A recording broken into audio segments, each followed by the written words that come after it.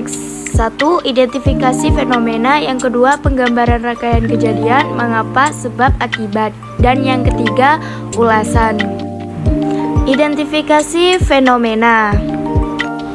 Angin topan. Angin topan adalah pusaran angin kencang dengan kecepatan angin 120 km per jam atau lebih yang sering terjadi di wilayah tropis di antara garis balik utara dan selatan, kecuali di daerah-daerah yang sangat berdekatan dengan khatulistiwa.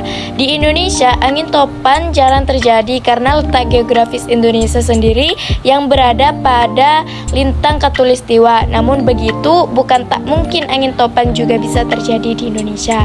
Angin topan disebabkan oleh perbedaan tekanan dalam suatu sistem cuaca.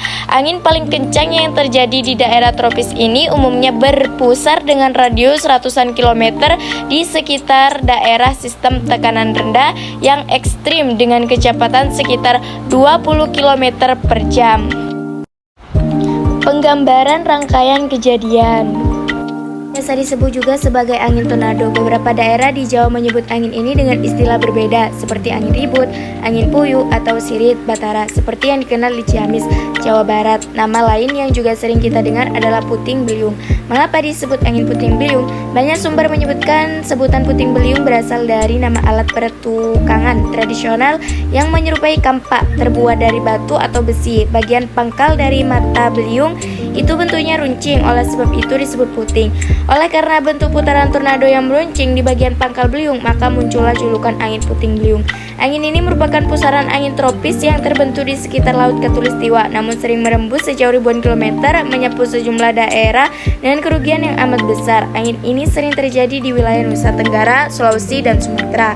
Pulau Jawa juga menjadi salah satu wilayah yang sering dihantam angin ini. Di Jawa Barat, puting beliung biasa terjadi di daerah selatan seperti Ciamis, Banjar, Tasik, dan Garut. Namun kerap juga terjadi di wilayah Sukabumi dan Sumedang. Bila angin ini muncul, ia bisa memorak-porandakan apa saja yang dilaluinya. Kerugian yang ditimbulkan tak hanya harta benda, namun bisa juga menyebabkan hilangnya nyawa manusia. Lantas bagaimana mengenali tanda-tanda alam akan datangnya angin ini? Sebelum datangnya angin, dengar dan simaklah siaran radio atau televisi menyangkut perakiraan terkini cuaca setempat.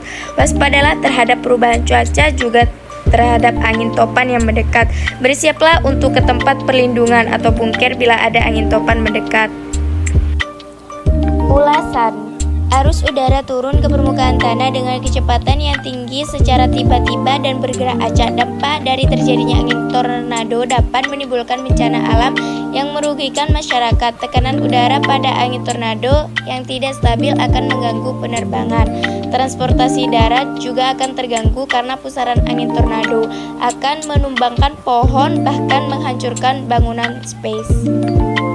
Itu saja yang dapat saya sampaikan. Semoga apa yang tadi saya sudah jelaskan semoga bermanfaat bagi kalian semuanya. Terima kasih. Wassalamualaikum warahmatullahi wabarakatuh.